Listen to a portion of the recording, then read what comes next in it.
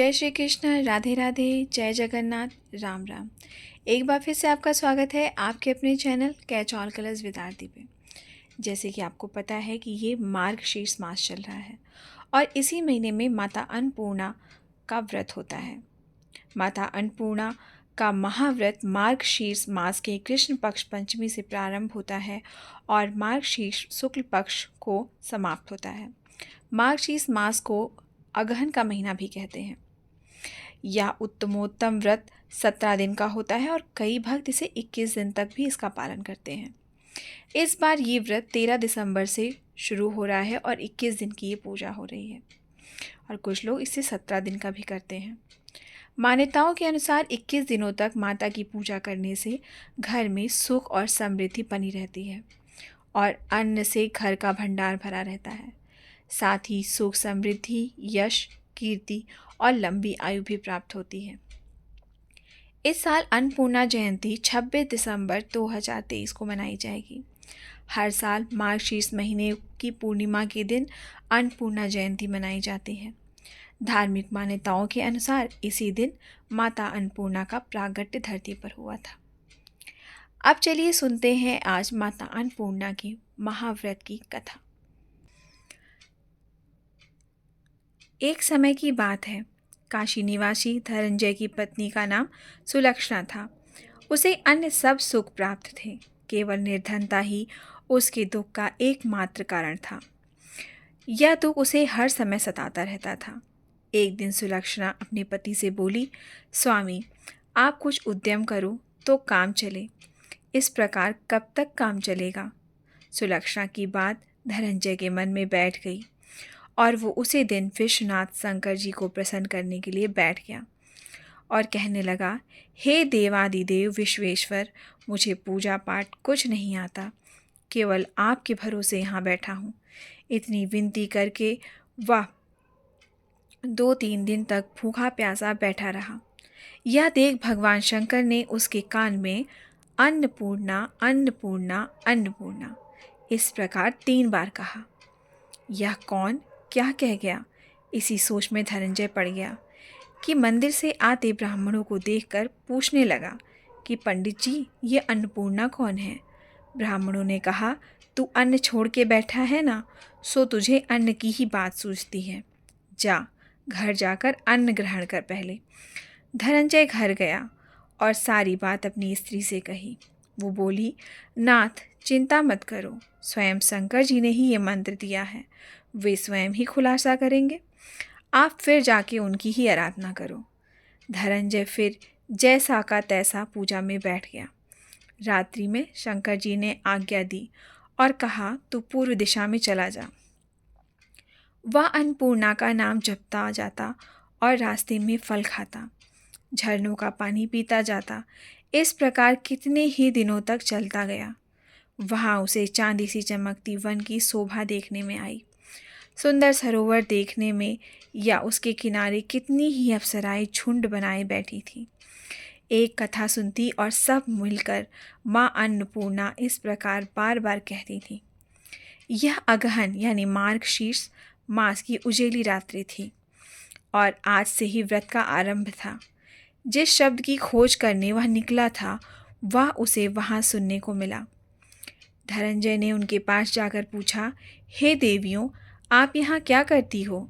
उन सब ने कहा, हम सब माँ अन्नपूर्णा का व्रत करती हैं। धनंजय ने पूछा, व्रत पूजा करने से क्या होता है? यह किसी ने किया भी है? इसे कब किया जाए?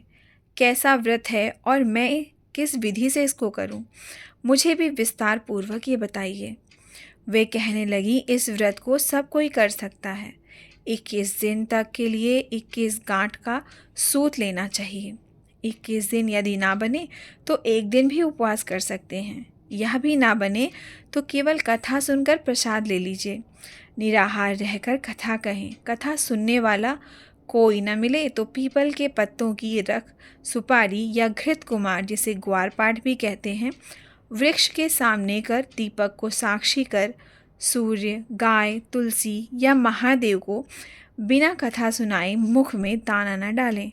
यदि भूल से कुछ पड़ भी जाए तो एक दिवस फिर उपवास करें। व्रत के दिन किसी भी प्रकार का क्रोध ना करें और झूठ ना बोलें। धनंजय बोला, इस व्रत को करने से क्या होगा? वे कहने लगी, इसके करने से अंधों को नेत्र मिले, लूलों को हाथ मिले, निर्धन के घर धन आए, बांझिन को संतान मिले, मूर्ख को विद्या आए, और जो जिस कामना से इस व्रत को करता है माता उसकी इच्छा को पूरा करती हैं। वो कहने लगा, बहनों, मेरे पास भी धन नहीं है, विद्या नहीं है, कुछ भी तो नहीं है। मैं तो दुखिया ब्राह्मण हूँ, मुझे इस व्रत का सूद दोगी? हाँ भाई, तेरा कल्याण हो, हम तुम्हें अवश्य देंगी। ले इस व्रत का मंगल सूत्र ले। धनंजय ने व्रत किया, व्रत पूरा हुआ। तभी सरोवर में से 21 खंड की सुवर्ण सीढ़ी हीरा मोती जड़ी हुई प्रकट हुई। धनंजय जय अन्नपूर्णा कहता जाता। इस प्रकार कितनी ही सीढ़ियाँ उतर गया, तो क्या देखता है कि करोड़ों सूर्य से प्रकाशमान अन्नपूर्णा का मंदिर है। उसके सामने सुवर्ण सिंहासन पर माता अन्नपूर्णा स्वयं विराजमान है। सामने भिक्षा हेतु भगवान शंकर खड़े हैं। देवांगनाएं चंवर डुलाती हैं।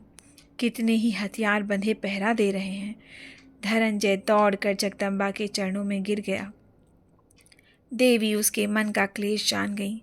धनंजय कहने लगा, माता, आप तो अंतर्यामिनी हो, आपकी दशा क्या बताऊं अपनी मैं। माता बोली, मेरा व्रत किया है, जा, संसार तेरा सत्कार करेगा। माता ने धनंजय की जिह्वा पर बीज मंत्र लिख दिया। अब तो उसके रोम रोम में विद्या प्रकट हो गई। इतने में क्या देखता है कि वो काशी के विश्वनाथ मंदिर में खड़ा है। माँ का वरदान ले धनंजय घर आ गया। सुलक्षणा से सब बात कही। माता जी की कृपा से उसके घर में संपत्ति उमड़ने लगी।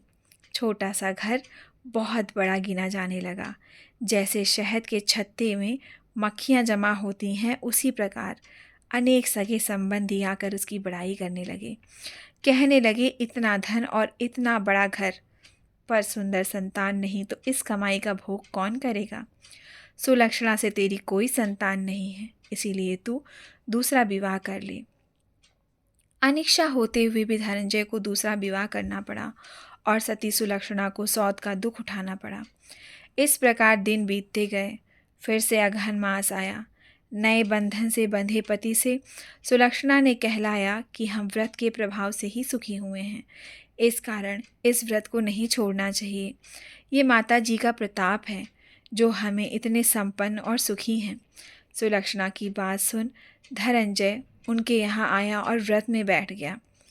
नई बहू को इस व्रत की कोई खबर नहीं थी। वो धनंजय के आने की राह देख रही थी। दिन बीतते गए और व्रत पूर्ण होने में 3 दिन बाकी थे कि नई बहू को खबर पड़ी। अब उसके मन में ईर्ष्या की ज्वाला धधकने लगी।